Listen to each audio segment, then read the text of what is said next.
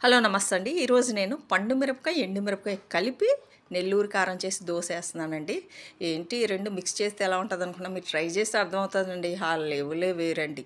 Try చేయండి. ఆ taste అబ్బా! ఎంత టేస్ట్‌గా ఉండదో. 4, 5 ఎండుమిర్చి శుభ్రంగా కడిగి వేడి నీటిలో 2 నిమిషాలు నానబెట్టి ఆ ఎండుమిర్చిలో ఒక 3 పండు మిర్చి ఏసుకొని దాంట్లో ఒక మీడియం సైజు ఉల్లిపాయ, 10 చిన్న చిన్నవి గనుక 10 వెల్లుల్లి, కొంచెం చింతపండు, కొంచెం జీలకర్ర, ఒక స్పూను ఉప్పు, మన టేస్ట్‌కి తగ్గట్టు ఏది వేసుకున్నానండి వేసుకుని మనకు మొత్తం పేస్ట్ చేసుకుని పక్కన పెట్టుకొని పెనం పెట్టుకుని వేడి చేసుకుని దాని మీద 2 డ్రాప్స్ ఆయిల్ వేసుకుని టిష్యూతో మొత్తం పెనం అంతా స్ప్రెడ్ అయ్యేటట్టు తిప్పండి. పెనం బాగా వేడెక్కితేనే దోస దానికి అది ఊడి బయటకు వస్తుందండి. చాలామందికి దోసలు వేసినప్పుడు తీయడం రాదు కనుక చెప్తున్నాను. అయితే దాన్ని దోసని స్ప్రెడ్ చేసుకుని మొత్తం అంతా ఒక చూడండి దోశ ఎలాగానో.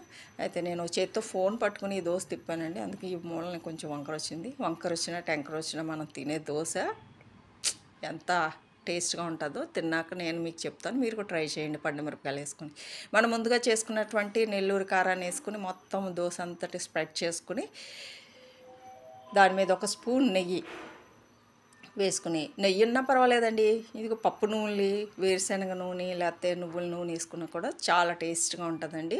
వేసుకుని బాగా కాగిన తర్వాత సన్నని మంట మీద అండి. ఒకసారి మంట ఎక్కువ పెట్టేస్తే అడుగున మాడిపోతుంది, పైన కారం సరిగ్గా వేడెక్కదు. అందుకని చిన్న మంట మీద మొత్తం దోశ అంతా కాలేదాకా ఉంచుకొని తీసి వేడి వేడిగా సర్వ్ చేసుకుని తింటే చాలా బాగుంటుంది. చట్నీ అక్కర్లేదండి, క్రంచీగా ఉందండి. నా దగ్గర ఆల్రెడీ